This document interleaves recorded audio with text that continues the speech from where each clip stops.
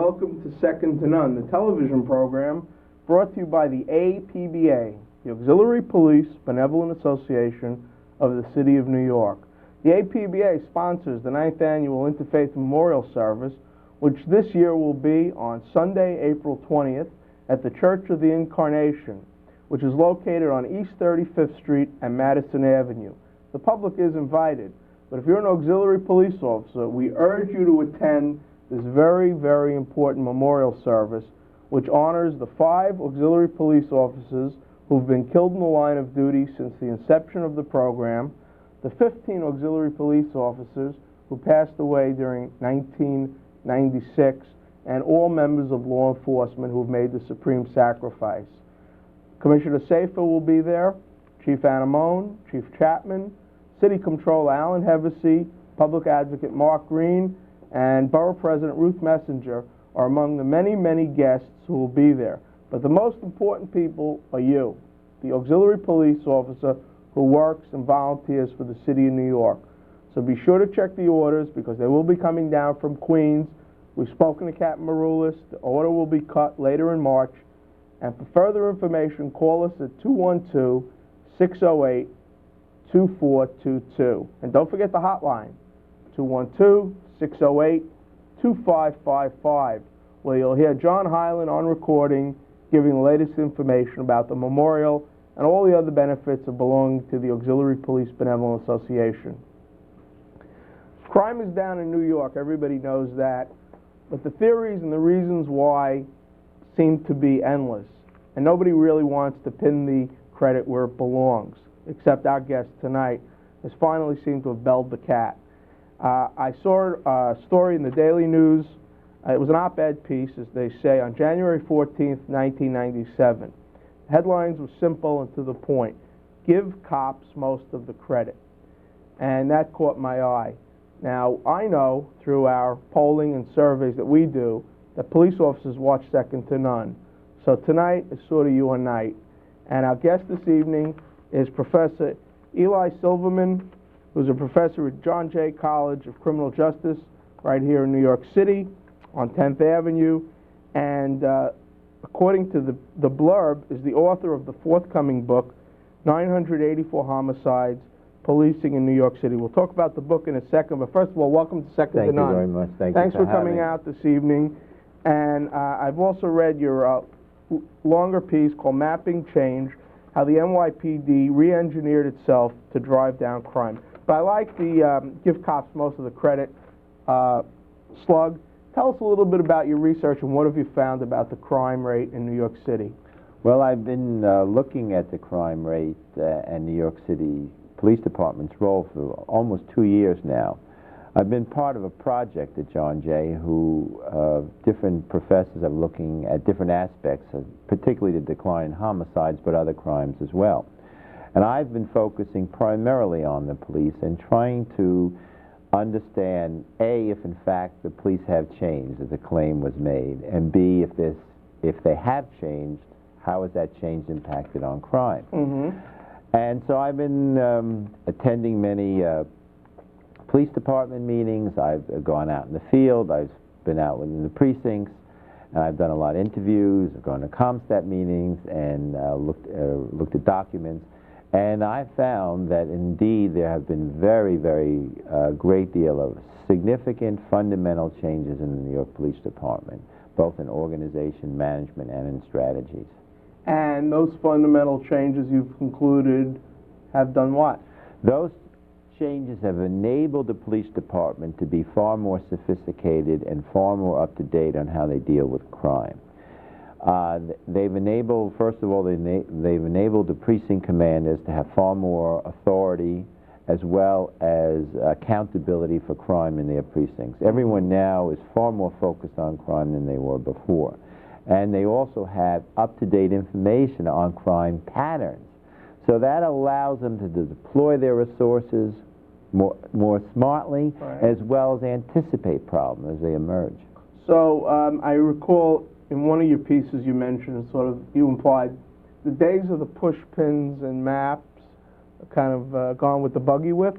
Well, first of all, push pins are good, but computer mapping is far more sophisticated and far easier to do once you have the hardware and the software. Mm-hmm. So now people are able to see patterns much more readily. They're able to track patterns much more readily, and they're able to respond to patterns. It's like having a radar system. And you have an early warning system. You can see patterns emerging that you couldn't before when everything was done by hand.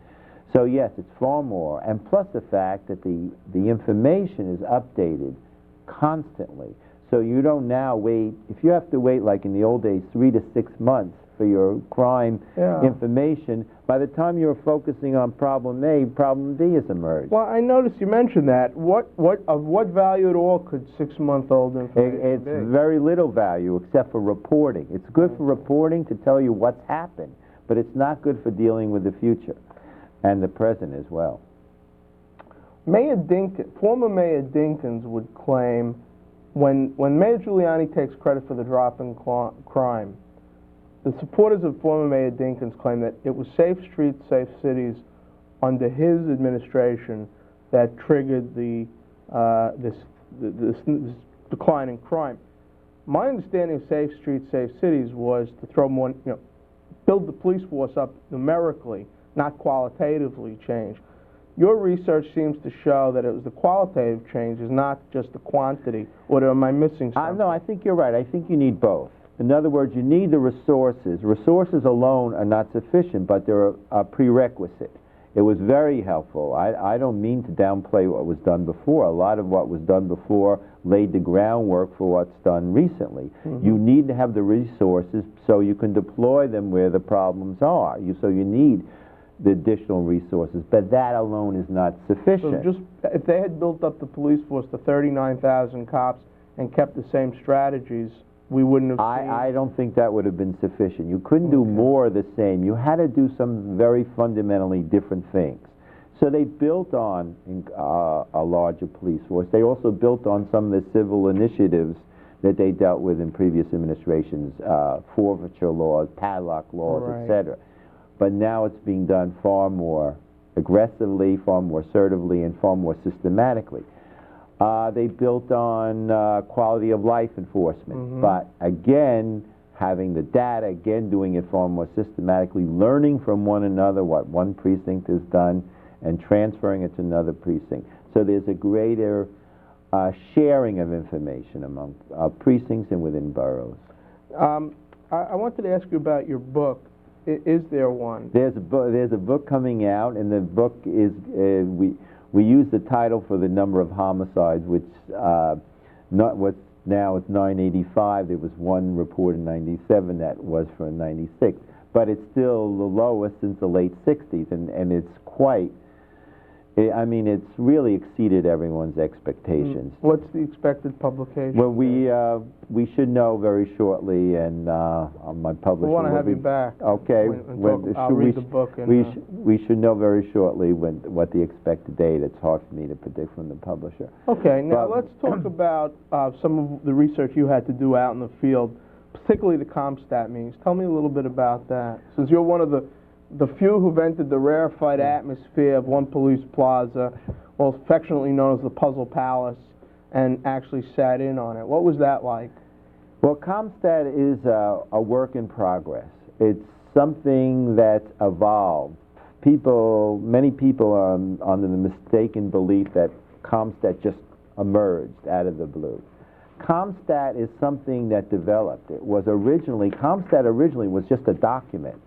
It was a document which had the comparative statistics that we told you originally were lacking. Complaints, arrests, crime for the major categories, gun shootings, etc.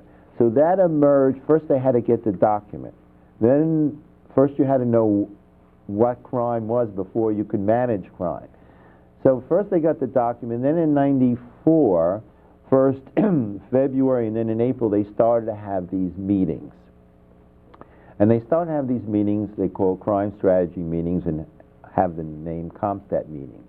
The word CompStat, by the way, So I Yes. didn't mention, it just came out of someone's computer file. It meant compare statistics. Yes, you're the first person I've interviewed who actually knew what it meant, Yeah. the derivation. Yeah, you'll hear different explanations, but that was the actual reason. And so they started to collect this information, and then they started to get it more and more sophisticated. They ranked precincts by crimes, by arrests. They had pie charts. They started projecting it on the wall. They started bringing in boroughs, and not only the commanding officer, all the people from the detective squads, from OCCB. And it was the first time that you had in one room everyone who was devoted to the police department, who were centering on one area only, crime fighting. And that was the whole focus. And if something was not going correctly, you would find out. This unit was not sharing information with this unit. This unit wasn't retrieving the information after arrest, wasn't properly debriefing prisoners, etc. Who runs these meetings? Well, the police commissioner is always there. I see. The police commissioner is there, the chief of department, the deputy. At the main table is the police commissioner, all the deputies, the chief of department, the deputy commissioner for operations, the chiefs of the bureaus, and all the major players. And so all headquarters people, the major players are at the table, and then the general format is at each meeting a particular borough is forth. Brooklyn North, Brooklyn South, whatever. And all the precincts are there, all their major players are there who have anything to do with it. And then a few precincts will be singled out for presentation. They're not told in advance? No, as a matter of fact, the original format was if you were a borough, you would be brought up once every 4 or 5 weeks. But even if you were brought up, there's not, say, Brooklyn North, 10 precincts. You don't know, there's not enough time. It starts at 7 in the morning, by the way, they started. On time, 7. They go to anywhere between 9 to 10 p.m., 10 a.m. rather. Okay, so they run 2 or 3 hours. Yes, but still that's not enough time to have every precinct. But it depends on who they feel needs to come forward, whose statistics are most lacking. So the chief knows in advance who he wants to single out. Generally does. But the victim is unaware. The victims are unaware, but they're very good at trying to anticipate whether or not they're going to be called, because they know what their stats are. Okay. And matter of fact, the interesting thing is, I remember at a recent meeting, it was the intermission, halftime at the meeting, and I said one of the precinct commanders, I said, well, it looks like you got off, you weren't called so far. He said, oh, I want to be called because my statistics are very good, you see. Now, at the end of '96, what they did, they even made it more, one can plan less because they've changed it. Now, it's not on a regular rotation basis. It depends on your statistics, whether there's spikes or not, if your crime has gone up. So the meetings are held generally Wednesday and Friday morning. If you're going to be called on Wednesday, you generally don't know till Monday or Tuesday. So it's to your interest to be constantly prepared. You can't do this the last minute. You have to be constantly prepared. You're talking about basically precinct commanders, borough commanders. Right. You don't know. A lot of precinct commanders do get grilled, don't they? That's right. It is a grilling. Yeah. It's a testing of your mettle. And people have done well, and people who have done well have risen. People who have not done well, if they're not doing well, they may not stay. The first year of, within 1994, the first year, 2/3 of the precinct commanders were no longer there. Yeah, I noticed that statistic. I meant to ask you, did that mean they just got transferred to another precinct, or was there some punitive? Well, they might have gone to another precinct, or they may have gone to a borough. Generally, they were no longer precinct commanders. So they many rotated of them. Yes, out. but it was a good. One of the things about ComStat, it became a tool for assessing personnel. You could see how good they were. I remember one precinct commander showed up intoxicated a couple of years ago. There was a story about that. I wasn't at the meeting, and yeah, I mean, generally, the people there, the precinct commanders, are extremely capable. Mhm. They know the name of the game. They know what they have to do, and then they go back. One of the things people don't realize is that the boroughs now do their own comp stats in preparation. And many of the precinct commanders have their own little mini ComStat. So this ComStat is not just a headquarters phenomenon. It's filtered down through the local level, and it's enabled crime strategy to be far more adaptive and far more swifter. I'm getting signals from my headquarters Yeah. that our segment is over. Again, Dr. Silverman, who's studying the effect of more policing, better policing, I guess smarter policing is Yes. what they like to say. Yes. He's a professor of law, police science, and criminal justice administration at John Jay College of Criminal Justice, which actually is not far from where we're broadcasting from. And as I said, Dr. Silverman, I would like to have you back to discuss at greater detail your book when it's actually in print, because it's a fascinating topic for our viewers, cops, and the administrators who watch the show, city officials who watch the show, and perhaps we can inspire you to do some kind of mini review of the impact, if there is any, of having volunteer auxiliary police on the streets in uniform, creating some kind of uniform presence. It's a clean slate, an area that's not been studied very well. You're right. We'll be right back after this brief word.